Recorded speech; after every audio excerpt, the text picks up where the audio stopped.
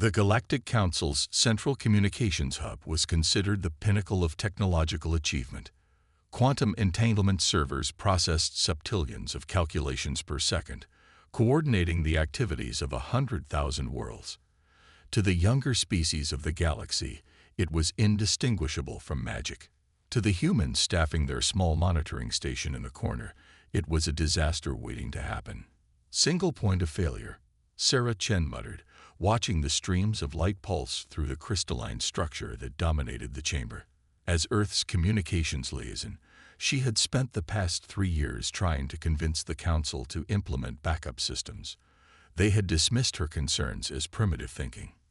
The other species couldn't understand humanity's obsession with redundancy, with maintaining what they called primitive communication methods.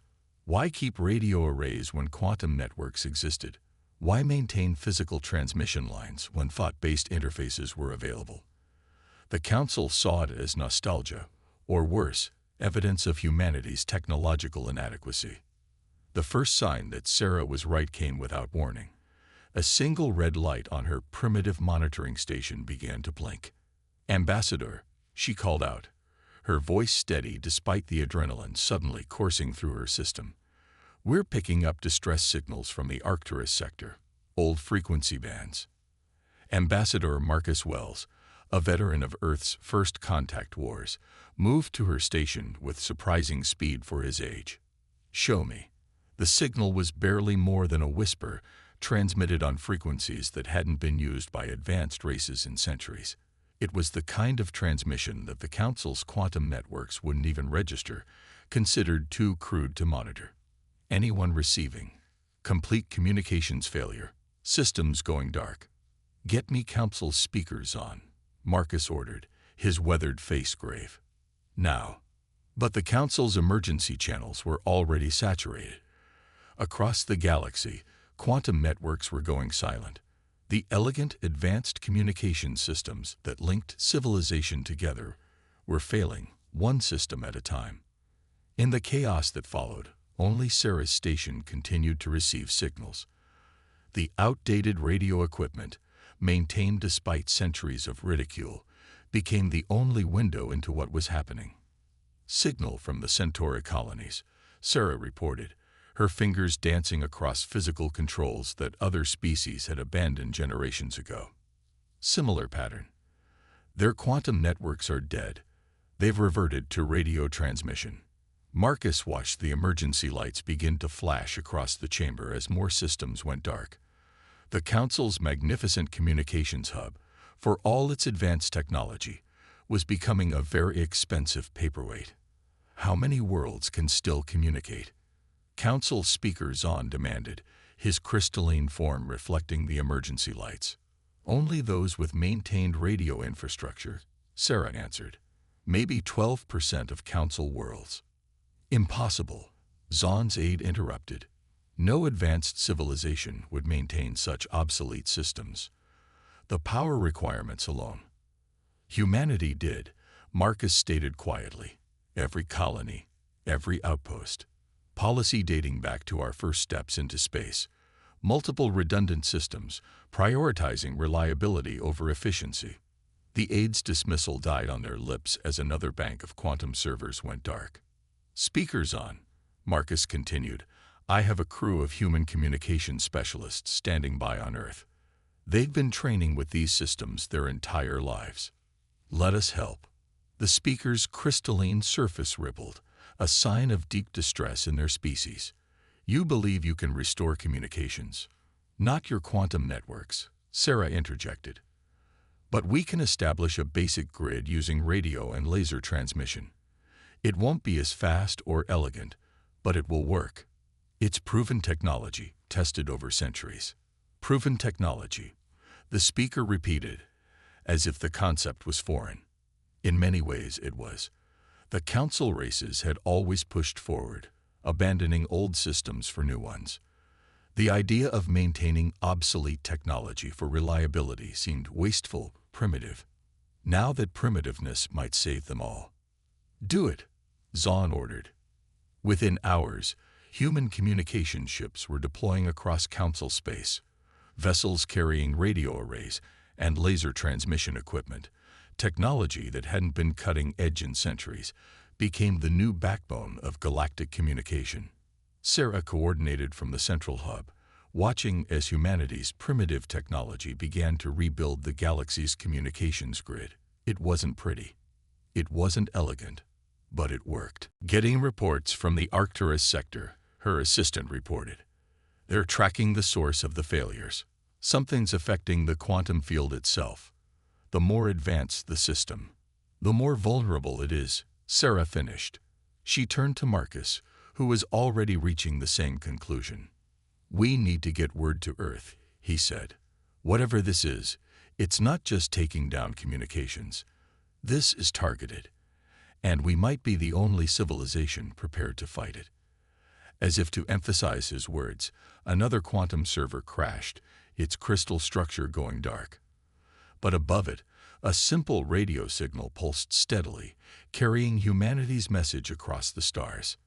In the darkness of severed quantum networks, humanity's old technology blazed like a beacon.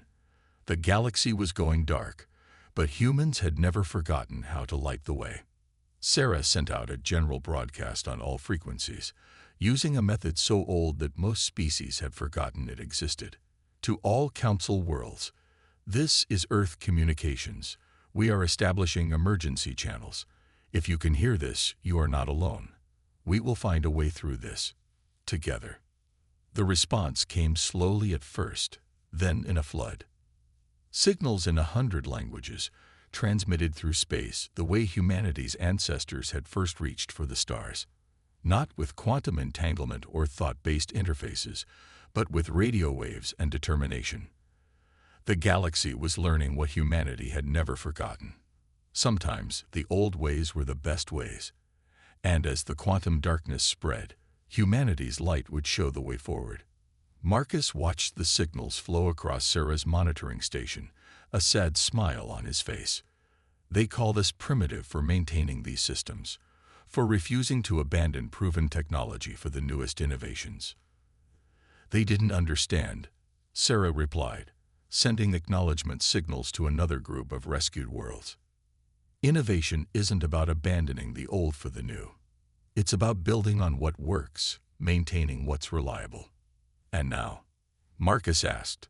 Sarah's hands moved across her console, coordinating 100 rescue missions across space. Now they understand. The question is, will we be ready for what comes next? The quantum darkness continued to spread, but humanity's networks grew stronger. Whatever was coming, they would face it the way humans always had, with determination, ingenuity, and the wisdom to know that the newest way wasn't always the best way. In the darkness between the stars, humanity's ancient technology became a lifeline for a galaxy that had forgotten the value of remembering where you came from. The first battle was over, but the war was just beginning. Deep within Houston's Space Center Museum, Dr. Elena Rodriguez walked past displays of ancient radio equipment that had suddenly become humanity's most valuable asset. What was once a historical curiosity had become a war room. Engineers and technicians hunched over restored equipment, some of it centuries old, as they coordinated humanity's response to the growing crisis. Status report, she called out, approaching the central monitoring station where hundreds of signals converged from across the galaxy.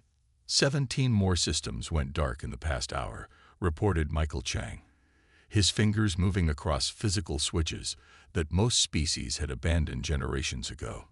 But we've established basic communications with 32 previously isolated worlds. The Arcturian fleet is coordinating with our teams to set up relay stations. Elena studied the massive star map dominating the wall. Red markers showed systems where quantum communications had failed. Green markers indicated successful radio contact. Yellow showed systems still waiting for help. The pattern was becoming clearer with each passing hour. It's moving like a wave, she observed, starting from the galactic core and spreading outward.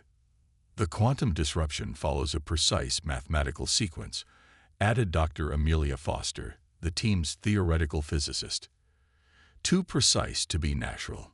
Someone or something is deliberately targeting advanced communication networks. Elena had suspected as much. The attack was too specific, too calculated to be a random phenomenon. But why target communications first? In all of humanity's military history, disrupting communications was usually the prelude to secondary reports coming in. Michael interrupted her thoughts. The Centauri Defense Force is detecting unusual energy signatures at the edge of their space, similar readings from 3 other sectors. Show me, Elena demanded. The data scrolled across her screen, and her blood ran cold. The energy signatures were massive, unlike anything in known space, but the pattern was familiar to anyone who had studied human military history. Battle formations, she whispered. They're battle formations. The room fell silent as the implication sank in. The communications blackout wasn't the attack. It was preparation for one. Get me Ambassador Wells, Elena ordered, and contact every human colony and outpost. Tell them to begin implementing Protocol Omega. Protocol Omega was another of humanity's primitive contingencies, developed centuries ago, and maintained despite ridicule from more advanced races. It called for the activation of a shadow network of communication systems so old that most species didn't even have the ability to detect them anymore. Within hours, ancient shortwave radio stations hummed to life. Morse code tappers clicked with urgent messages. Even physical signal mirrors were readied on colony worlds. Every obsolete, forgotten, or primitive communication method humanity had ever developed was pressed into service. The council races think we're crazy, Michael commented, watching as more green dots appeared on the map. Using technology that was old when we first reached space, the council races forgot something important, Elena replied, her eyes on the emerging pattern of enemy formations. They forgot that technology doesn't have to be new to be effective. They forgot that sometimes the old ways survive because they work. A signal from lunar base caught her attention. The message was transmitted using amplitude modulation, radio technology that predated humanity's first steps into space. Doctor. The lunar commander's voice crackled through speakers that would have been considered antiques a day ago. We're picking up something odd. Very low-frequency transmissions coming from the direction of the enemy fleet. Elena's eyes widened. Send me the data. The information appeared on her screen, and suddenly everything made sense. The enemy wasn't just attacking advanced communications. They were using the quantum field itself as a weapon. Every advanced system was becoming a liability. They've weaponized progress, she realized. Turned our reliance on advanced technology against us. But they didn't count on one thing. What's that? Michael asked. They didn't count on a species too stubborn to throw away working technology just because something newer came along. Elena quickly composed a message to be sent via every human communication channel still operating. To all Council worlds. This is Earth Command. We have identified the nature of the threat. The enemy is using quantum field manipulation as a weapon. All quantum-based systems are compromised. Switch to analog communications immediately. Human teams will provide necessary equipment and training. She turned to her team. Get me every radio operator, every signal corps veteran, every communications specialist we have. The galaxy needs a crash course in primitive technology. Across human space, museums were being raided for equipment. Retired operators were called back to duty. Technology that hadn't seen active use in centuries was being rebuilt and deployed. The enemy had expected to face a galaxy dependent on quantum communications, vulnerable to their advanced weapons. Instead, they would face humanity's greatest strength, the ability to adapt, to use whatever tools were necessary for survival, regardless of how primitive they might seem. Doctor, Michael called out. The Arctusian Defense Fleet is requesting immediate assistance. They've lost all command and control capabilities. Elena nodded. Send in the radio ships, and Michael, send them some Morse code operators. Sometimes the simplest solution is the best one. As humanity's ancient technology spread across the stars, the enemy's advantage began to fade. They had planned for a galaxy of quantum networks and advanced AI. They hadn't planned for a species that still trained their military in hand signals and flag semaphore. In the coming battle, humanity's greatest weapon wouldn't be their ships or their guns. It would be their understanding that progress wasn't about abandoning the old for the new. It was about using every tool at your disposal. The galaxy was about to learn why humans never stopped teaching their children to write with pencils, even in an age of neural interfaces. Sometimes, the old ways were the best ways, and sometimes remembering your past was the key to surviving your future. Admiral Maya Patel stood on the bridge of the ESS Endeavour, watching as her fleet of obsolete ships moved through the darkness of space. Each vessel was a testament to human engineering philosophy. Backup systems for the backup systems, manual controls alongside automated ones, and communication arrays that spanned centuries of technological development. Signal from the Regellian refugee fleet, her communications officer reported. They're experiencing total systems failure. All quantum-based navigation and life support are offline. Move to assist, Maya ordered, and get me Dr. Rodriguez at Houston Control. The Endeavour's ancient radio system crackled to life, a sound that would have been considered embarrassingly primitive just days ago. Now it was the most reliable form of communication in known space. Admiral, Elena's voice came through clearly. We've completed our analysis of the enemy's attack pattern. It's worse than we thought. The quantum field disruption isn't just affecting communications and navigation. It's beginning to interfere with the basic function of advanced AI systems. Maya watched as her fleet approached the stranded Regellian ships. The once proud vessels of the most technologically advanced species in the galaxy were now drifting helplessly, their quantum cores silent. They're not just trying to blind us, Maya realized. They're trying to force a technological regression. Take away our advanced systems, strand us in the dark. Exactly, Elena confirmed. But they made one crucial miscalculation. They assumed all species would be equally dependent on quantum technology. Maya allowed herself a grim smile. Humanity's primitive vessels were now the most advanced functioning ships in the galaxy, not because of their technology, but because of what they had retained. Regellian fleet in visual range, reported her tactical officer. Their life support systems are failing. Estimated 2 hours of breathable atmosphere remaining. Launch rescue operations, Maya ordered. Get our engineering teams aboard. Show them how to retrofit their systems with our primitive technology. The next few hours were a flurry of activity as human engineers worked to save thousands of Regellian lives. They replaced quantum air processors with mechanical systems, installed backup power generators, and taught the Regellians how to operate technology their species had abandoned centuries ago. Admiral, her science officer called out, we're picking up unusual readings from the quantum dead zone. Something's moving out there. Maya studied the sensor data. In the regions where quantum technology had failed completely, something was stirring. Something that had been invisible to advanced scanning systems, but was painfully obvious to primitive radar. They'd been hiding in the quantum field itself, she realized, using our own advanced technology to blind us to their presence. Elena, are you seeing this? Confirmed. Elena's voice crackled through the radio. The enemy fleet. They're not using quantum technology at all. They're using something else, something that manipulates the quantum field from the outside. Maya watched as more signals appeared on her radar screen.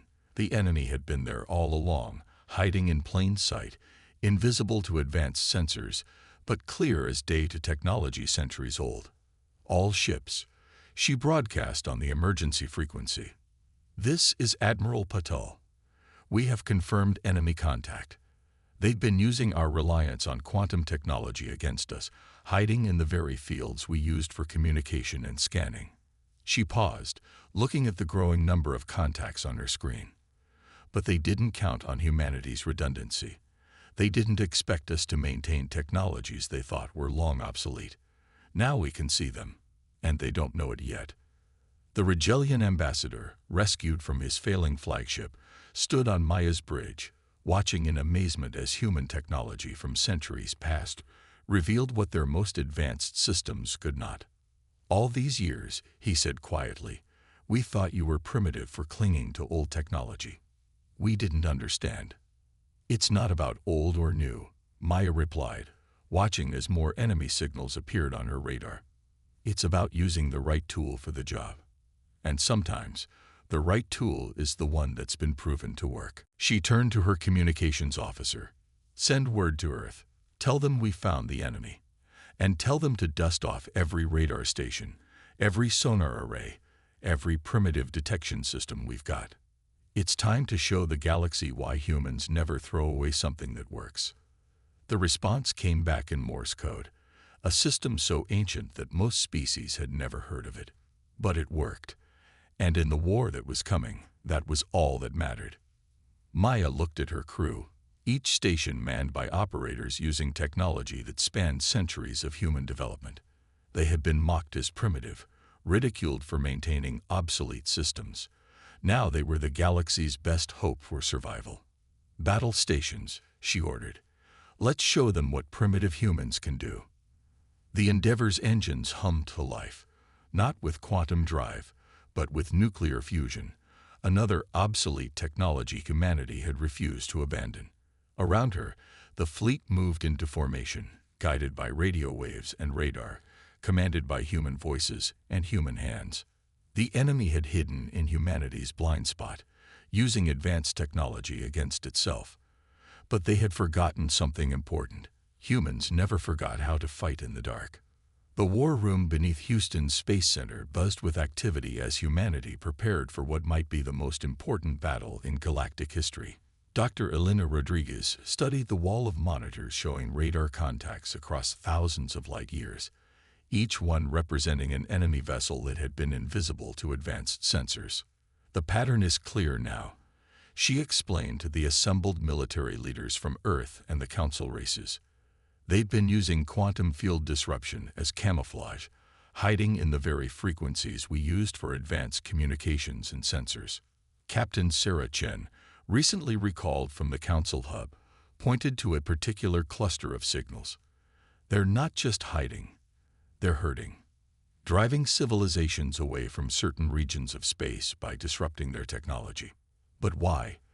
asked the Rigelian ambassador. "What purpose could there be in forcing species to abandon their advanced systems?" The answer came from an unexpected source. Dr. James Martinez, a historian specializing in pre-space human conflicts, stepped forward.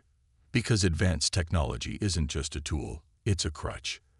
The more advanced a civilization becomes, the more dependent they are on their technology." He gestured to the map. "Look at the pattern. They're not trying to destroy us. They're forcing us to evolve backwards, making us vulnerable by taking away the technology we've come to rely on." Elena nodded slowly. "They're following the same principle as ancient human EMP weapons. Disable the technology, and you disable the civilization." But they didn't count on a species that never fully trusted technology in the first place. Sarah finished. The Council races had always seen humanity's technological redundancy as a sign of primitiveness. They couldn't understand why humans insisted on maintaining older systems, on teaching their children how to navigate by stars, even in an age of quantum positioning, on keeping paper books alongside neural archives. Now that primitiveness was their greatest strength. "We've detected movement in the Orion sector," reported Michael Chung from his monitoring station. "Large-scale fleet formations, all running dark to advanced sensors, but clear as day on standard radar." Elena studied the data. The enemy fleet was massive, unlike anything the galaxy had ever seen. But now they could see it, track it, predict its movements using technology so old that most species had forgotten it existed. "They're preparing for a final push," she announced. "Now that we can see them, they know their advantage is slipping. They'll try to complete their plan before we can adapt." "Then we don't let them," came a new voice. Admiral Patel's hologram appeared in the center of the room, transmitted via laser communication. Another obsolete technology humanity had maintained. "We've analyzed their ship designs," Maya continued. They're completely invisible to quantum sensors, but they show up perfectly on everything from radar to basic electromagnetic detection. Their stealth technology is built entirely around defeating advanced systems, which means they're vulnerable to primitive ones, Elena realized. They're so focused on being invisible to advanced technology that they never considered being detected by simpler methods. The room fell silent as the implications sank in. The enemy had built their entire strategy around exploiting the galaxy's dependence on advanced technology. They never expected to face a species that still knew how to fight without it. "We need to move fast," Maya said. "They'll adapt once they realize we can see them." Humanity's greatest advantage has always been our ability to use whatever works, regardless of how primitive it might seem to others. Elena turned to the assembled leaders. "We need every ship equipped with radar arrays, radio communications, and manual targeting systems. We need crews trained in old-school navigation and combat techniques. And most importantly, we need to teach our allies how to fight without their advanced technology." The Regellian ambassador spoke up. "You want us to use human technology we abandoned centuries ago." "No," Elena replied. "We want you to remember something your species forgot. Technology is a tool, not a crutch. The most advanced solution isn't always the best one. Sometimes the best way forward is to remember where you came from." The next few hours saw the greatest technological regression in galactic history, and humanity's finest hour. Human engineers worked alongside alien crews, installing radar systems and radio arrays, teaching them to use technology their species had abandoned generations ago. The enemy had expected to face a galaxy crippled by the loss of their advanced systems. Instead, they would face a coalition led by the one species that had never forgotten how to fight with whatever tools were available. "Fleet status?" Elena asked, watching as more ships appeared on the radar screens. 300 vessels retrofitted with human technology, Sarah reported. Another 500 in progress. The Arcturian fleet is already running combat drills using radio communication and manual targeting. Elena nodded, watching as humanity's primitive technology spread across the galaxy's remaining ships. The enemy had tried to force civilization to evolve backwards, but they hadn't counted on finding a species that had never stopped evolving in all directions at once. "They wanted us to regress," she said quietly, "to become primitive. But they didn't understand what that really means. They didn't understand that sometimes the old ways are the best ways." The radar screens showed more enemy contacts appearing, their fleet gathering for what they thought would be a final victory over a helpless galaxy. They didn't know that their greatest advantage was already gone, stripped away by a species too stubborn to ever fully trust their advanced technology. The final battle was coming, and humanity would face it the way they had faced every challenge in their history, with whatever tools worked best, whether they were advanced or primitive, new or old. Because that was humanity's real strength, not the technology they used, but their ability to use any technology that got the job done. The battle for the galaxy began with silence. As quantum systems went dark across thousands of light years, humanity's ancient technology came alive. Radar waves swept through space, radio signals bounced between ships, and manual targeting systems tracked enemies that had thought themselves invisible. Admiral Maya Patel stood on the bridge of the ESS Endeavour, watching as the combined fleet of humanity and their allies moved into position. Each ship now carried a mix of technology spanning centuries of development. Human ingenuity meeting alien advancement. "Enemy fleet holding position at the edge of the Orion Arm," reported her tactical officer. "They're still transmitting quantum disruption fields, but our systems are unaffected." "They don't realize we can see them," Maya observed. "Not yet." The enemy had grown overconfident, believing their quantum field manipulation made them invisible to all sensors. They hadn't counted on facing weapons guided by radar, ships navigating by stars, and crews trained to fight without advanced technology. "All ships, this is Admiral Patel," she broadcast on the emergency frequency. "Execute Battle Plan Alpha. Remember your training. Remember what makes humanity strong. The fleet moved with precision that would have seemed impossible just days ago. Ships coordinated through radio signals, targeting systems operated manually, and human ingenuity filled the gaps left by disabled advanced technology. The enemy's first indication that something was wrong came when the initial volley of missiles, guided by primitive radar systems, struck their supposedly invisible ships. Direct hits across their front line. Tactical reported. They're breaking formation, trying to regroup. The enemy fleet's perfect coordination faltered as they realized their stealth technology had failed. Ships designed to be invisible to quantum sensors found themselves exposed to detection methods so old that most species had forgotten they existed.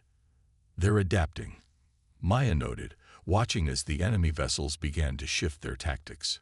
But so are we. Humanity's greatest strength had always been their ability to adapt, to use whatever tools worked best for the situation. Now that strength was being shared with the entire galaxy. On the Arctusian flagship, alien crews worked alongside human operators, using technology their species had abandoned generations ago. The Regellian fleet, once helpless without their quantum systems, now fought with the determination of their ancestors, guided by stars and signals rather than AI. Enemy launching counterattack. Communications reported. They're trying to concentrate their quantum disruption fields. Let them, Maya replied. Switch to frequency rotation delta, just like the old submarine warfare playbook. The human fleet shifted their communications through a series of predetermined frequencies, another lesson learned from centuries of warfare. The enemy's attempts to silence them failed as humanity's ships switched between dozens of backup systems. Multiple enemy capital ships disabled, Tactical announced. Their stealth systems make them vulnerable to conventional weapons. They never developed standard defenses. The irony wasn't lost on Maya. The enemy had become so focused on defeating advanced technology that they had left themselves vulnerable to simpler methods. Their perfect invisibility to quantum sensors meant nothing against guns aimed by human eyes and guided by radar. They're breaking up. Sarah Chen's voice came through the radio from her position at Houston Control. The quantum disruption fields are weakening. They never planned for a prolonged engagement against opponents who could actually fight back. Maya watched as the enemy fleet began to scatter. They had expected to face a galaxy helpless without their advanced technology. Instead, they found themselves fighting an enemy that had never forgotten how to wage war with whatever tools were available.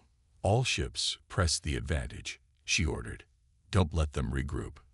The combined fleet moved forward, humanity and their allies fighting as one. Ships that had once relied entirely on quantum technology now operated on human principles, redundancy, adaptability, and the understanding that sometimes the simplest solution was the best one. The battle lasted less than 6 hours. In the end, the enemy fleet retreated, their perfect strategy undone by a species they had considered primitive. Their quantum disruption weapons, designed to cripple advanced civilizations, had proven useless against humans who still trained with mechanical backups and manual controls. As the quantum fields began to dissipate across the galaxy, advanced technology slowly came back online. But something had changed. The council races looked at their human allies with new respect, finally understanding what they had dismissed as primitiveness was actually wisdom. We've received surrender signals from 3 enemy battle groups, communications reported. They're requesting terms. Maya nodded, thinking of how this victory had been achieved not through technological superiority, but through humanity's stubborn refusal to ever completely trust their advanced systems. Tell them we accept their surrender, she ordered, and send word to Earth. Tell them the galaxy is learning what humanity never forgot, that progress isn't about abandoning the old for the new. It's about using whatever works best. Across the galaxy, quantum systems came back online, but they were no longer alone. Alongside the advanced technology, radar stations remained active, radio arrays continued to transmit, and manual backups were maintained. The galaxy had learned humanity's most important lesson. True advancement meant being ready for anything. In the end, it wasn't humanity's primitive technology that had saved the galaxy. It was their understanding that no technology, no matter how advanced, should ever be trusted completely. That wisdom, born from countless centuries of warfare and survival, had proven to be the greatest advancement of all. The galaxy would never again mistake human redundancy for primitiveness. They had learned what humanity had always known, that sometimes the old ways were the best ways, and that true strength lay not in having the most advanced technology, but in knowing how to use whatever tools were available. The stars shone on a changed galaxy where human wisdom had finally been recognized for what it was, not a failure to advance, but an understanding that true progress meant never forgetting where you came from.